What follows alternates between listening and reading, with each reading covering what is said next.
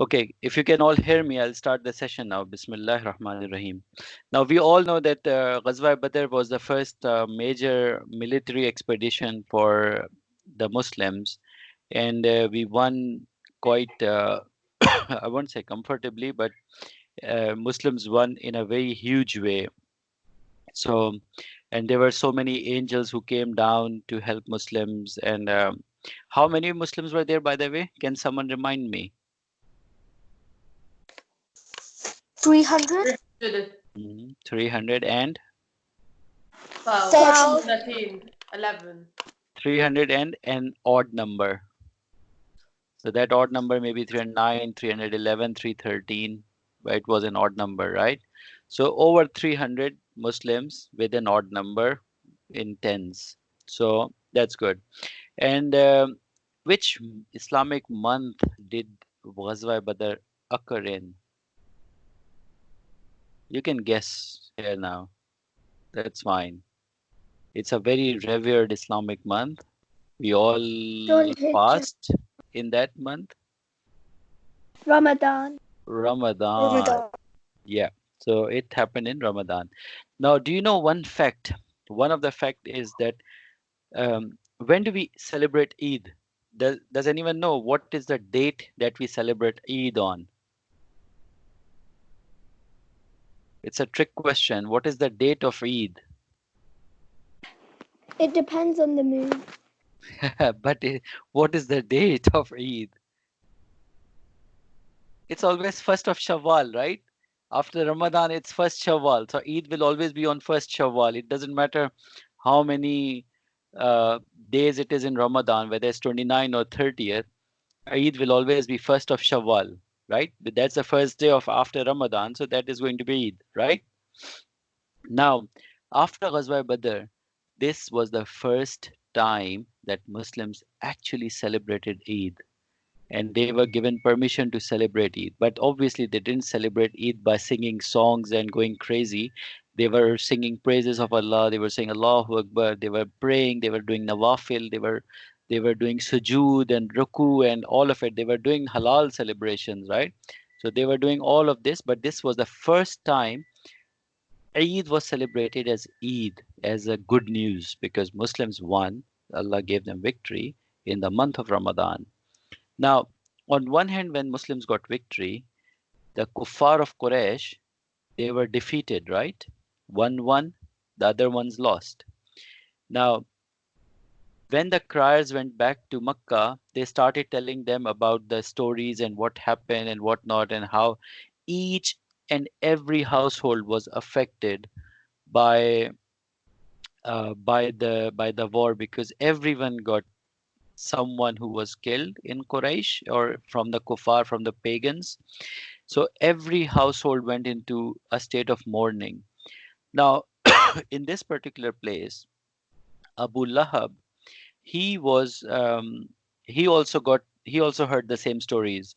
Now, when he heard the story of angels and how people were telling that they were angels helping them, there was a slave who was a Muslim. He was very happy. He got happy and he started saying, Allahu Akbar, Muslims got one and angels came down. What a sight. Allah, Allah. He was so far, he was so happy. And Abu Lahab got really irritated. He got so irritated that he started beating the slave. Now, in the days of Jahiliyyah, in the days of ignorance, um, the master can beat the slave, but the slave cannot return the favor to him. So he can do the only job description a slave is, if he's being beaten, he can't do anything. He can't return the favor, right? So he's being beaten, beaten, beaten to an extent that he was about to die. And Hazrat Abbas, his wife, Fadl, she comes in between and she tries to stop Abu Lahab from hitting him. Now, when she tries to stop him, what this person does, Abu Lahab does, is uh, he starts hitting Fazl as well. And when he started hitting, Fazl struck him back with a log or something on his head. And 5 days later, he dies of that blow. Now, some say he died because of that blow. Some say he died because of some sort of virus or some sort of infection or whatnot. But the way he died was so drastic and so bad that people left him on the ground. They did not even bury him. His children were so afraid of his own father that they actually threw dust on him, as in matti on him, and rubbles and stones, and they buried him over the ground, and they did not bury him in the ground.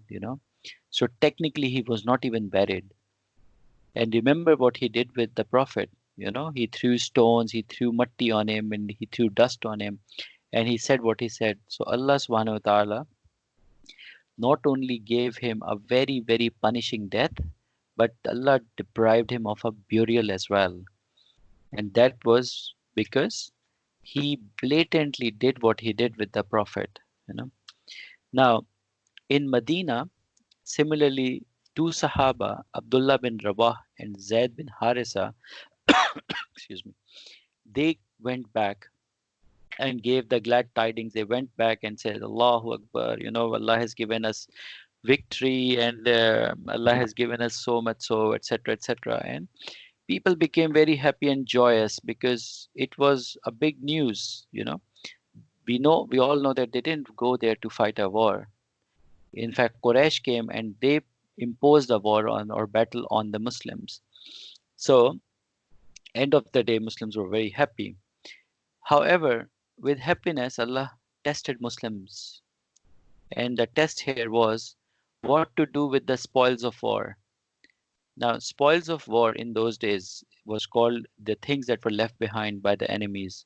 So the armors, the money, the camels, the horses, anything they left behind would be termed as spoils of war. Now, different Sahaba gave different opinions, and this was actually a test of Sahaba as well. And Allah subhanahu wa ta'ala reveals in Surah Al-Anfal, they ask you, O Muhammad, about the spoils of war. Say, the spoils are for Allah and the Messenger. So fear Allah and adjust all matters of difference among you and obey Allah and His Messenger if you are believers. This is the first ayat of Surah Al-Anfal. Now, the reason why Allah rebuked a little bit to Muslims was because Muslims they never went into battles right before this particular instance, so they didn't know what to do. So someone said, oh, I'll keep all the spoils of war because I got it, I picked this up, I did this, I did that. So people started quarreling amongst themselves. So this is the time when the prophet said, no, this is not how it's going to happen, but rather 1/5 of the of the booty of the spoils will be given to the prophet, and remaining will be divided according to their ranks, according to what they have done, and even to the extent that the spoils were divided to other people who did not even participate. But this was the first time, so this is not where the Sharia ruling came in. The Sharia ruling about spoils of war came quite after this particular incident. Right now it is still very premature and early in the phase. Now, one of the things that also occurred as a problematic thing was what to do with the captives of war or prisoner of war. Now, the Prophet ﷺ asked both Umar bin Khattab and Abu Bakr as to what do you think we should do with the prisoners of war. Abu Bakr, being a very gentle, very polite person, he said, we should forgive them and keep them for ransom and get the ransom and pray that they convert to Islam. Whereas Umar bin Khattab, being Umar bin Khattab, he said, no, we should eliminate a few of them to establish our authority as Muslims, as Muslim rulers. Now, remember, whatever I'm telling you here is in the context of what happened 1447 years ago, in the context of those wars. In no way or form do we do um, we are not preaching here anything about violence or that we should be doing this or we should be doing that. The only reason we are studying Ghazwa Badr or 5, 6, 7 wars would be because it is part of Islamic history. So it should only be taken in the context of Islamic history. But because this has already occurred, it is our duty to know these bits as to why these things happen. So anything that I'm saying should not be considered me um, uh, trying to favor anything in one way or another. Now, when Umar said that we should, you know, get rid of a few people, obviously the Prophet didn't take that advice. He said, no, no, no, I'll take the advice of Abu Bakr. Now, what happened was next day when Umar came, he saw the Prophet and Abu Bakr crying and weeping, not crying, sorry, weeping. And he became very anxious. He came and he said, Ya Rasulullah, tell me why you are weeping so that I can weep as well. And if I couldn't weep, at least I'll try to act as if I'm weeping. Now imagine the love of Umar for the Prophet that if you are weeping, I'll I'll just use that as sunnah and I'll start weeping with you. I'll just start weeping with you. That's it. I'll start crying. But tell me, why are you doing this? Why are you weeping? The Prophet said that I have been revealed an ayah in Quran, and then again a Quranic ayat came down. Um, it's again in Surah Al-Anfal, ayat 67 and 68, in which Allah subhanahu wa ta'ala says, it is not for the Prophet that he should have prisoners of war until he had made a great sacrifice in the land. You desire the goods of world as in ransom, whereas Allah desires for you the hereafter, as in Jannah. And Allah is Almighty and All Wise. Were it not a previous order from Allah, a severe torment would have come and touched you for what you took. So basically, Allah subhanahu wa ta'ala rebuked the Prophet here, saying that you should not have accepted ransom for the prisoner of war. Rather, you should have just eliminated them because they were enemies of Islam. And then you should be just to establish your authority. However, because Allah has already revealed in Quran in another surah that you can either be generous or you can take ransom. So because Allah had already given an ayat before that, that's why Allah basically forgave whatever happened. And remember one thing, Nabi, as in prophets, are masoom, prophets are innocent, they do not commit mistakes. Whatever occurs is purely, it's not sinful mistake, it's something that happened. And Allah always forgives all the prophets. So even their mistakes are forgiven because they do not commit sins, and the prophets do not commit mistakes intentionally. If something occurs, it's totally unintentional from them, and they do repent back. And this is to teach us as well as to what should have been done, or what is the basis of these things. um, but this is what happened anyway. And Muslims took a lot of slaves, or prisoner of war, not slaves, prisoner of war. One or two very famous incidents are Khalid bin Walid's brother was taken as a prisoner of war, and he was staying with a Sahabi. So how it happened was each prisoner of war was staying with one of the Sahaba, and when he saw the Sahabi, whatever he was doing, he accepted Islam. And when he accepted Islam, at that time Khalid bin Walid came to ransom his brother. So um, the brother said to the Prophet, "Do not give me to him right now because he is a very rich person. Let him bring the money that belongs to me. Otherwise, we'll not get the money either." So he basically acted as if he's not a Muslim yet. He got all the money. He went with Khalid bin Walid up until the borders of Medina, and then he said, Khalid, I am a Muslim now, so you go your way and I'm going my way. And he came back. Now, similarly, there was another guy, his father, he basically, father's name is Umair bin Wahab al-Jumahi. Now, this person was a very bad polytheist. However, this incident will show you that even the worst polytheist, if they were good at heart, Allah gave them Islam, you know. Now, his son was also a prisoner of war. So he was sitting in Makkah and he was blabbering, and there was another guy who came and he said, had if I could do, I would have just gone and killed the Prophet, killed Muhammad bin Abdullah. So this guy Umar bin Wahab, he says, I could have done it, but I fear that once I'm gone, no one will take care of my children. So this guy Safwan, he says, if you go and you kill Muhammad bin Abdullah, we will take care of your children, your wives, and everyone for the entire, you know, time.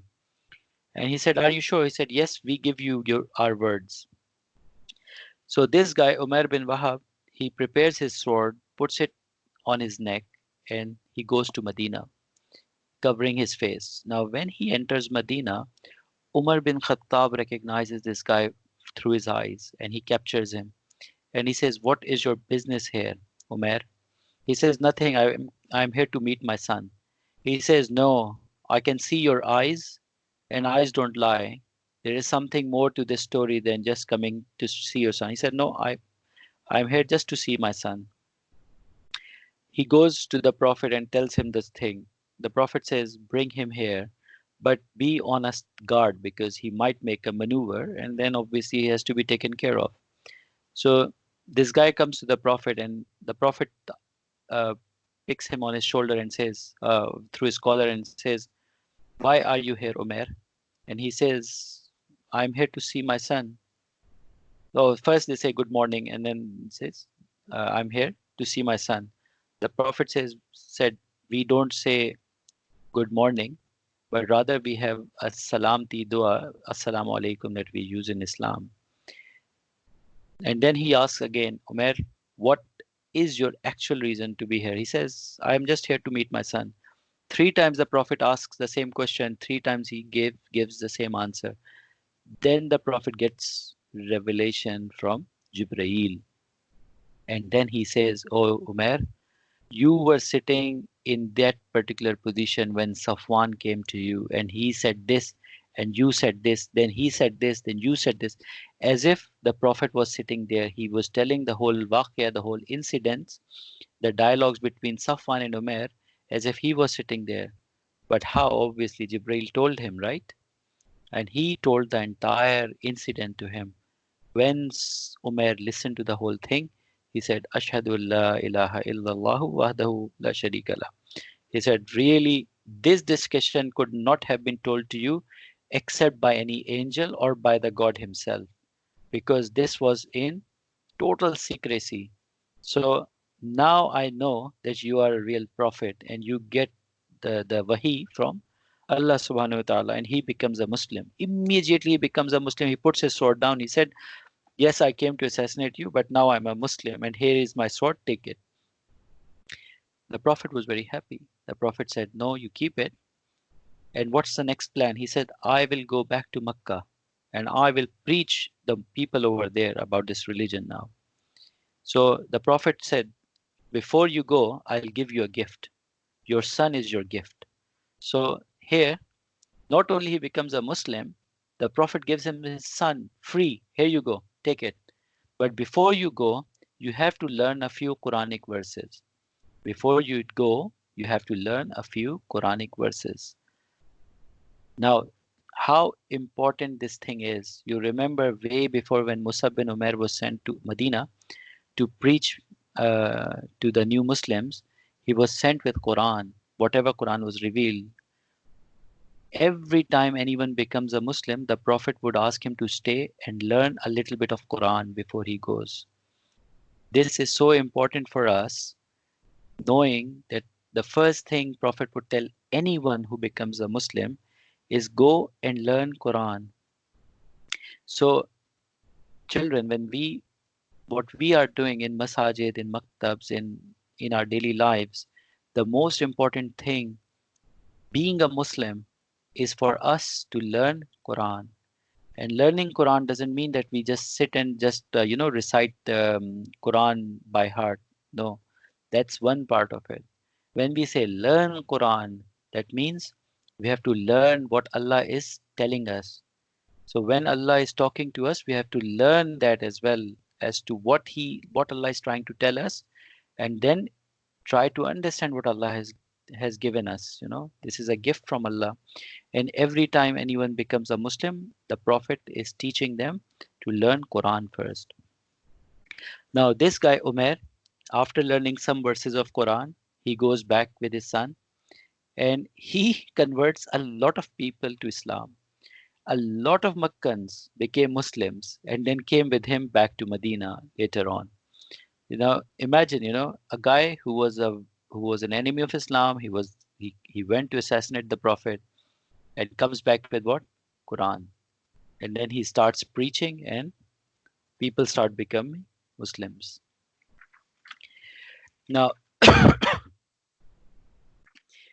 um, because next up will be Uhud, we have to start building up why Uhud happened or why Ghazwa Uhud happened. But before that, there is another small incident. It's not a small incident, actually, it's a big incident, but I'll try to minimize it into a very small talk. Now, I told you guys before that in Medina, there were Jews who were living there already. And just outside Medina, they had their souk or their market established. They belonged to a tribe called Bani Qaynuqa. So this tribe, Bani Qaynuqa. Now, this tribe was one of the oldest Jewish tribes who used to live just on the borders or outskirts of Medina.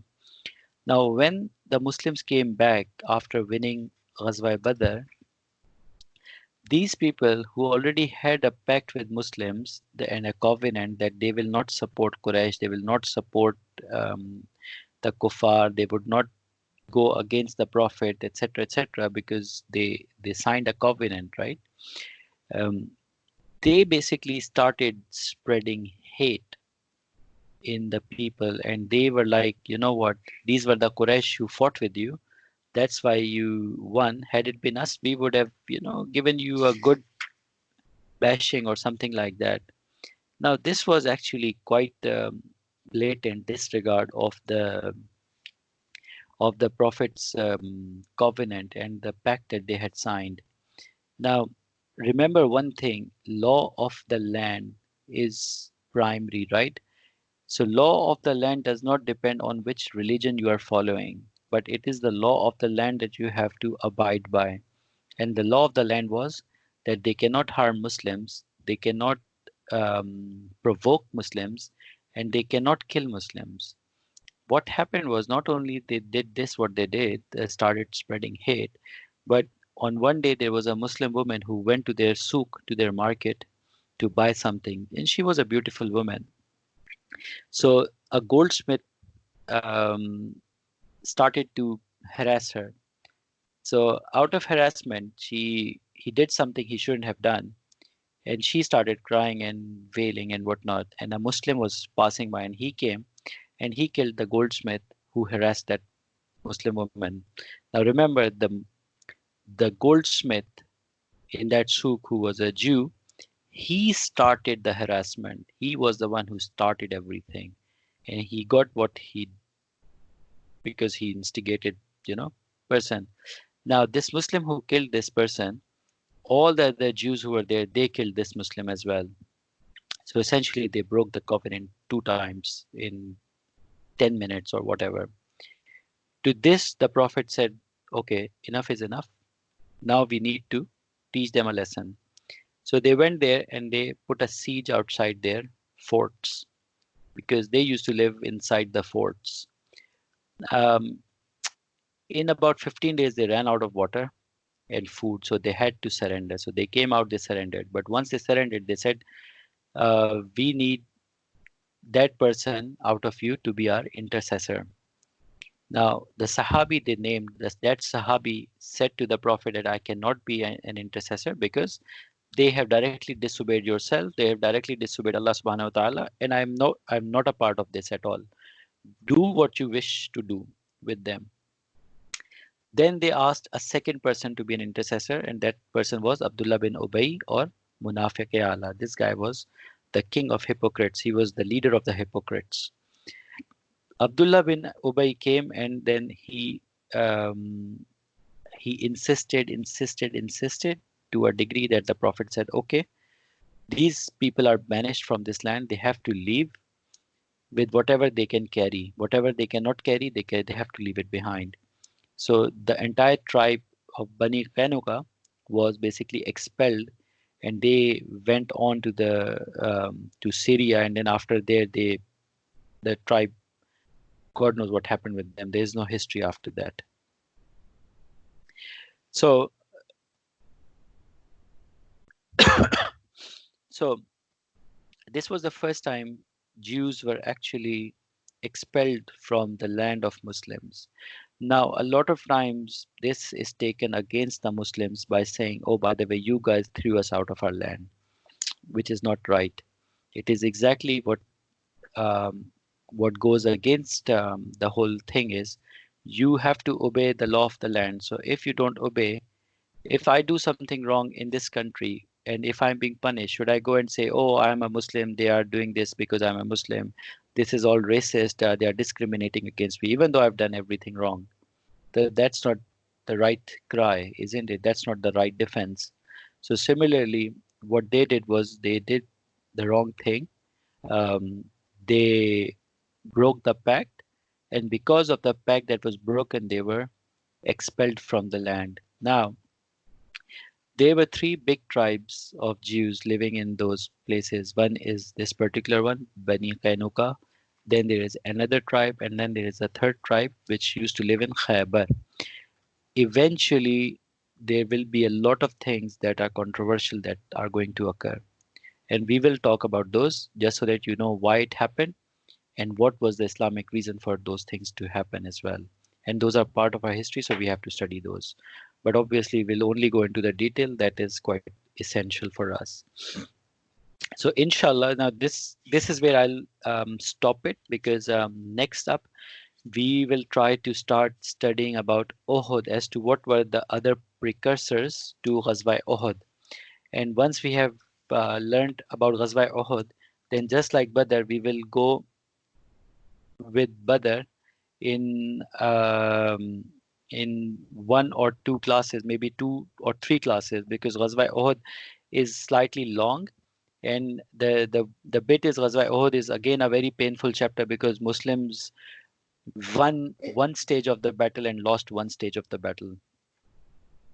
No, I did not do any share screen today because most of it was more theoretical, and I personally tried to avoid presentation today because of some reasons.